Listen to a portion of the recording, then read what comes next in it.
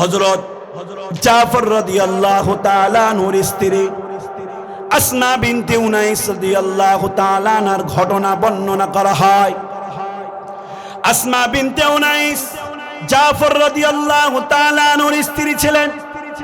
আসমা বিনতে উনাইসের তিনজন সন্তান ছিল। কয়টা? আসমা বিনতে উনাইস এমন একজন মহিয়সী নারী, জাফর রাদিয়াল্লাহু তাআলা আনহুকে আল্লাহর রাসূল সাল্লাল্লাহু আলাইহি ওয়াসাল্লাম তার যুদ্ধের সেনাপতি বানায়া পাঠিয়ে দিলেন। 2 নাম্বার সেনাপতি বানাইছে। তার মানে বোঝা যায় প্রথম জন সেনাপতি শাহাদাত বরণ করবে, এর মাঝে কোনো সন্দেহ নাই। কথা বলুন, এর মাঝে কোনো সন্দেহ নাই। দ্বিতীয় নাম্বার সেনাপতি হযরত জাফর রাদিয়াল্লাহু তাআলা আনহুকে বানানো হয়েছে। আবার তৃতীয় সেনাপতি বানানো হয়েছে, এর মাঝে জাফর রাদিয়াল্লাহু তাআলা আনহু দ্বিতীয় নাম্বার সেনাপতি। মানে বোঝা যায় জাফর রাদিয়াল্লাহু তাআলা আনহু শাহাদাত বরণ করবে, তার মাঝে কোনো সন্দেহ নাই। কথা বলেন ঠিক কি না? জাফর রাদিয়াল্লাহু তাআলা আনহু স্ত্রীর ডাক দিয়ে বলে, আমার স্ত্রী, হয়তো দুনিয়ার বুকে তোমার কোনো হক আদায় করতে গিয়ে আমার কমতি হয়েছিল, তোমার কাছে ক্ষমা চাই, তুমি আমারে ক্ষমা করে দিও। হযরত জাফর রাদিয়াল্লাহু তাআলা আনহু স্ত্রীর কাছ থেকে বিদায় নিয়া এবার মুতার যুদ্ধের ময়দানে রওনা করেছেন। সেই জায়গায় শাহাদাত বরণ করেছেন।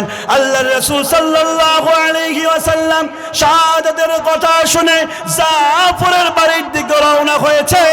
জাফরের বাড়িতে গিয়ে জাফরের 3 জন সন্তানকে জড়ায়া ধরে রাসূল হাউমাউ করে কাঁদে। রাসূল কাঁদে। এমন দৃশ্য দেখে আসমা বিনতে উনাইস ডাক দিয়ে বলে, ইয়া রাসূলুল্লাহ, এমন ছোট বাচ্চার মতো আপনারে তো কখনো কান্না করতে দেখি নাই, কিসের কারণে আপনি এই ছোট বাচ্চার মতো কান্না করেন গো নবী? কিসের কারণে আপনি এই 3 জন সন্তানকে জড়ায় ধরে কাঁদেন? হযরত রাসূল করিম সাল্লাল্লাহু আলাইহি ওয়াসাল্লাম জাফর রাদিয়াল্লাহু তাআলা আনহুর স্ত্রীর ডাক দিয়ে বলে, ও জাফরের স্ত্রী, আমার মুহাব্বতের, আমার কলিজার মানুষ জাফর দুনিয়াতে নাই। আসমা বিনতে উনাইস ডাক দিয়ে বলে, ইয়া রাসূলুল্লাহ, শাহাদাত বরণ করেছে, এর চাইতে খুশির সংবাদ স্ত্রী হিসাবে আমার কাছে কি হতে পারে বলুন না সুবহানাল্লাহ।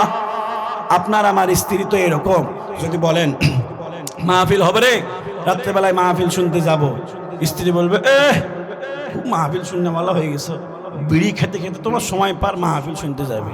এরকম বউ মনে গমস্ত পড়ে না। আমার দিককার কথা বলছি, আছে? নাই, আলহামদুলিল্লাহ নাই। কি বলেন, আছে? তো না থাকলে সবাই আপনারা ইমানদার, আর সবাই মা বোনগুলো একবার জান্নাতি, মাশাআল্লাহ, আলহামদুলিল্লাহ। তো জাফর রাদিয়াল্লাহু তাআলা আনহুর স্ত্রী ডাক দিয়ে বলে, ইয়া রাসূলুল্লাহ, আমার স্বামী শাহাদাত বরণ করেছে, এর চাইতে খুশির সংবাদ হতে পারে না, আপনি কান্না করেন কিসের জন্য? আল্লাহর রাসূল বলে, ও আসমা, আমি তো চিন্তা করি জাফর রাদিয়াল্লাহু তাআলা আনহু এই 3 জন সন্তানের কি হবে। এই 3 জন সন্তানরে আমি নিয়ে চিন্তা করি, কারণ এই 3 জন সন্তান বড় ইয়াতীম হয়ে গিয়েছে। ইয়াতীমের কি বেদনা, ইয়াতীমের কি দুঃখ আমি রাসূল ছাড়া কেউ জানে না। কথা বলুন ঠিক কি না? আল্লাহর রাসূল ডাক দিয়ে বলেন, আসমা, আমি রাসূল বড় ইয়াতীম ছিলাম, বাবা হারানোর বেদনা আমার চাইতে পৃথিবীর বুকে আর কেউ বুঝে না। মাঠে সন্ধ্যাবেলায় আমি দাঁড়ায় থাকতাম এক কোণার মধ্যে, মক্কার বড় বড় ব্যক্তিগুলো, মক্কার আমার বন্ধু বান্ধবের বাবাগুলো তাদের সন্তানদেরকে কোলে নিয়ে যেত, তাদের গালে মুখে চুমু খেত, কিন্তু আমার বাবা কোনোদিন আমার কোলে নিয়ে চুমু খাই না। আসমারে ডাক দিয়ে বলে, আসমা,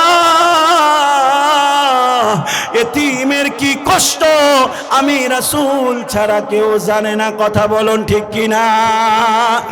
আসমা বিনতে উনাইস বলল যে ইয়া রাসূলুল্লাহ, আমি তো আল্লাহর উপরে ভরসা রাখি, স্বামী শাহাদাত বরণ, মনে আছে তো আপনাদের সবার, স্বামী শাহাদাত বরণ করেছে তো কি হয়েছে, হাসবুনাল্লাহু ওয়া নি'মাল ওয়াকিল, নি'মাল মাওলা ওয়া নি'মান নাসির, আমি আল্লাহর উপরে তাওয়াক্কুল করলাম। তাফসীর কারকগণ লিখেন, ইতিহাস বিশারদগণ লিখেন, আসমা এই কথা বলার কারণে আল্লাহ রাব্বুল আলামিন আসমার এমন সম্মান বাড়ায় দিয়েছিল।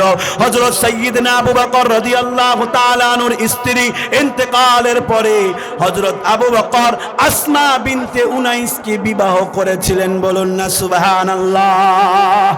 হযরত আবু বকর রাদিয়াল্লাহু তাআলা আনহু ইন্তেকালের পরে সাইয়্যিদনা আলী রাদিয়াল্লাহু তাআলা আনহুর স্ত্রী নবী কন্যা মা ফাতিমাতুজ জোহরা ইন্তেকালের পরে আলী রাদিয়াল্লাহু তাআলা আনহু প্রস্তাব করেছিলেন, রে আসমা, তোমার মতো মহিয়সী নারীকে বিবাহ করে আমি আলী ধন্য হতে চাই, বলুন না সুবহানাল্লাহ।